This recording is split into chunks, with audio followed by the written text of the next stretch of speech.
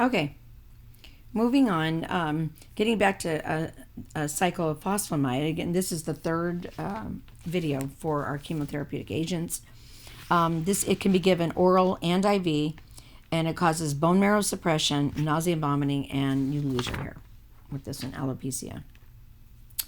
Methylchlorothiamine is for bronchogenic cancer, Hodgkin's, leukemias. Again, we said that Hodgkin's and a lot of leukemias are curable now too. Powerful vesicant, meaning with the blistering and the burning of the tissue, if it slips out, can cause severe local injury. That's why most of these are now given, to be honest with you. We used to give them peripheral in the 80s when all of this stuff started, but now they give them into portacast, so this stuff doesn't happen. But administer IV caution, avoid extravasation, and that's, again, we don't want it to infiltrate outside of the vein, and direct contact with the skin for the nurse too. It will ruin your skin also. It's dose limiting due to bone marrow suppression, so it's like we can only give so much, and it's going to wipe out our bone marrow and our white count markers.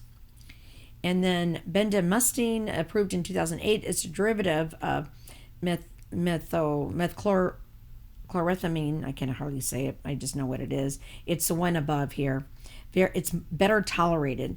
And again, we can give this for CLL, chronic lymphocytic leukemia, and non-Hodgkin's lymphoma, administered only IV. And again, same thing, that it's dose limiting due to bone marrow suppression. Most of the cytotoxic drugs are dose limiting. Leukeran, chlorambucil, is an oral nitrogen mustard, generally very well tolerated. Bone marrow suppression, again, dose limiting. Drug of choice for palliative therapy for chronic lymphocytic leukemia, or CLL, Hodgkin's, non-Hodgkin's lymphoma, and multiple myeloma. Multiple myeloma, what's that one? It's a hematologic blood cancer that develops in the bone marrow, the soft, spongy center of most bone. It affects plasma cells, and we know plasma cells are what? A lot of our antibodies, so these poor people get everything. Myeloma typically occurs in bone marrow with most activity which in marrow of the spine, pelvic bones, ribs, and area of the shoulders and hips. Let's see. And we know it affects plasma cells, which are immunoglobulins. In multiple myeloma, normal plasma cells transform into malignant myeloma cells and produce large quantities of abnormal immunoglobulin. The malignant cells crowd out and inhibit the production of normal blood cells and antibodies in the bone marrow. Multiple myeloma is a nightmare. It's just a nightmare to control because of where the cancer is and what it does. Okay. Let's look at our platinum compounds, which are a little bit different, but different than alkylating agents, but very similar. They produce cross-links in the DNA and are cell cycle phase non-specific also, which we know it can kill it at any time. Cisplatin, old drug given IV. Metastatic, testicular, ovarian, advanced bladder cancer. So, like I said, it's a lot of the GU, genital urinary cancers for cisplatin. But also lung, head, neck. Dose limiting due to kidney damage. So we know this one is probably going to have to do with that hyperuricemia, uric acid. Severe nausea and vomiting with 1 hour of administration can persist for several days. And sometimes that's the reason that the people will say, I can't take it anymore. Who wants to be vomiting for several days? But we do give them antiemetics. Remember, that's the one that says antiemetic means that they're not going to be vomiting. It can cause neuropathy. That's where they have the numbness and tingling in their feet and their hands. Right now, my sister, and she's been on cisplatin for a while now, has got so much numbness and tingling in her feet. She told me the other day that it's gone to her ankles. So hopefully this will dissipate and go away with time, but we don't know. Is she going to be able to stay off this stuff? It's horrible. She's not that old, just a little over 60, and walking with a walker. I'm so afraid she's going to fall and break her hip because her bones, I'm sure, are so brittle due to all these toxins that she's had to take over and over and over. Bone marrow suppression, ototoxicity also, this one. So it's a little bit different. So they're going to be watching and do periodic hearing testing. So hydrate. Anything that has anything to do with the nausea and vomiting. We need to hydrate. But again, how can we do that? If they're vomiting, they may not want to do that. We may have to give them IV. Another one, same family, cisplatin is carboplatin. And initial therapy and palliative, where we're just giving them, trying to keep them from getting any worse cancer. Palliative therapy for advanced ovarian cancer. Another one that's dose limiting because we can only wipe out the bone marrow so much. Nausea and vomiting, but it came after cisplatin, so it's a little bit better in controlling the nausea and vomiting. Can cause nephrotoxicity, neurotoxicity, hearing loss. So now we've got not just the hearing loss, we've got the kidney and nerve damage with this stuff.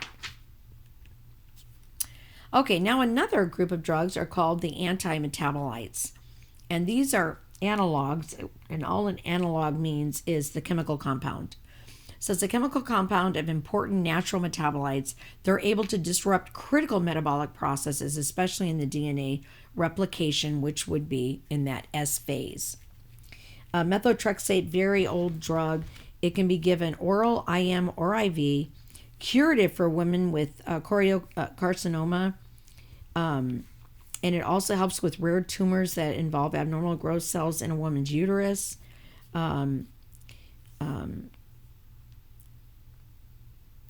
Let's see. Some of these tumors can result from gestation or pregnancy, if you can believe that. It also can be given for non-Hodgkin's lymphomas and acute ALL, acute lymphocytic leukemia, for childhood, head and neck sarcoma. So it's used for a lot of stuff. But let's look again at what it does. It's a folic acid analog. So all that is analog's a chemical compound that prevents conversion of folic acid to its active form. The cell kill results from disruption of that DNA synthesis in that S phase. And another antimetabolite, fluorouracil or uracil analog, undergoes intracellular activation, after which it inhibits thymidylate synthetase, which would be an enzyme, thereby depriving cells of the thalidomide needed to make DNA. Limited to more solid tumors, sometimes adjuvant. It's in addition to or after treatment of breast and colorectal cancers, and it can be palliative treatment for colon, rectum, breast, stomach, and pancreas. Cytarabine, a pyrimidine analog, again, chemical compound that undergoes intracellular activation followed by incorporation into the DNA, where it acts to inhibit the DNA synthesis. So this one is only used to treat AML, which is acute myelogenous leukemia. Anti-tumor antibiotics. What are these? It's not an antibiotic. It's used to treat cancer, not infections, but they call it an antibiotic. They fall into two major groups, the anthracyclines and the non-anthracyclines. The anthracyclines, very, very good drug, but it can damage the heart. So they have to periodically do treadmills where you go on a stress test to see, if your heart's okay. To reduce the risk of heart failure, the cumulative dose should be kept below. I'm not going to hold you to any doses. I'm just showing you what it is. The risk can be further reduced with dexrazoxane, a drug that helps protect the heart from doxorubicin. Doxorubicin is an anthracycline type anti-tumor antibiotic. This is one you need to know. It's the broad spectrum of neoplastic diseases, doxorubicin. My sister was actually on this for a while, and sure enough, I knew, that's the one that affects the heart. And there she was. She went for an echocardiogram, and she went for the stress test. She's never had any heart issues because they weren't sure they could use it, but they did all this testing before they put her on the doxorubicin. Adriamycin and Doxil are very old drugs, but they fall under these anti-tumor antibiotics also. So the mechanism of action for these is that it kills by intercalation of the DNA and inhibition, I'm not even going to say it, but several important enzymes. We can understand the mechanism of this by envisioning the stacked base pairs of DNA. Again, it may look like a stack of coins. Doxorubicin has a coin-like shape of its own. And that's what's so awesome about this drug. And that's why I write this in here so you can kind of visualize it. So doxorubicin has a coin-like shape, and it's able to slip in between the stack of coins or base pairs of DNA, after which it becomes bound to the DNA. And this process distorts the DNA structure, and the DNA and RNA are unable to use the DNA as a template. So you see how it's inhibited. Doesn't really kill it, but it gets in there and inhibits it. So it's pretty smart. It stops the cancer cells dead. Does cause dysrhythmias, EKG changes within minutes of dosing. It can develop months or years later. It can manifest as heart failure, or show itself as heart failure, secondary to diffuse cardiomyopathy, and usually it's unresponsive to treatment. So again, we've got to be very careful of what we're doing to people. Let's see, and we already said this. Doxorubicin is a planar molecule, meaning it's like coin-like, intercalates DNA, distorting it. Therapeutic uses as IV, has rapid uptake, active against many neoplastic diseases, Hodgkin's, non-Hodgkin's, sarcomas of soft tissue and bone, and again, lung, stomach, breast, ovary. My sister had uterine cancer, and they used it for that. Okay, mitotic inhibitors are cell cycle phase very specific, and I'm going to pick this up on the next recording.